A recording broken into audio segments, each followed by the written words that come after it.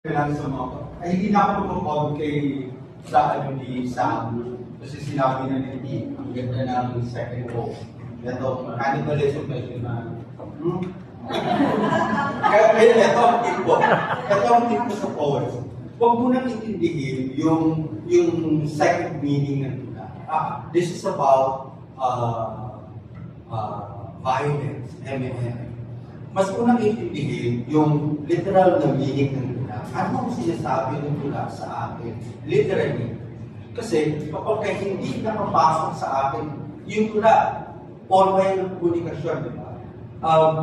Pagka hindi ko naiintindihan ang literal na meaning ng tula, hindi ko maiintindihan yung metaphorical meaning ng tula.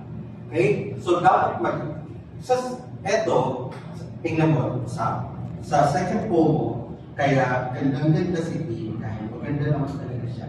Dahil ang kita ko niya is the bread guys speaking. Diba? Yung bread guy yung sasalita. Yung bread guy yung persona sa tula. Siya yung speaker ng poem. Meaning, sa cannibalism, parang hindi ko masyado mag-gets. So, kung hindi ko mag-gets ang literal na meaning ng poem, hindi ko mag-gets yung metaphorical meaning ng poem. Manghuhula na lang ako, tungkol sa violence, tungkol sa political ito, epidemic. Ba't nahinuhulaan ko lang yung second level ng meaning ng tula?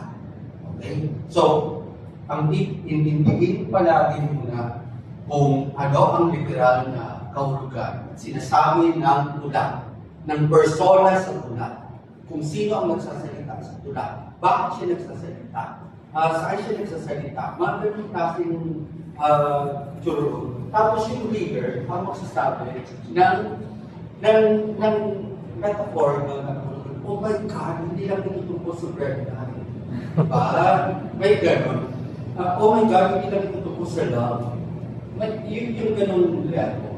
Pero hanggang hindi lumilinaw sa akin yung literal na kahulugan nito, may hirapan ako makapasok sa second level.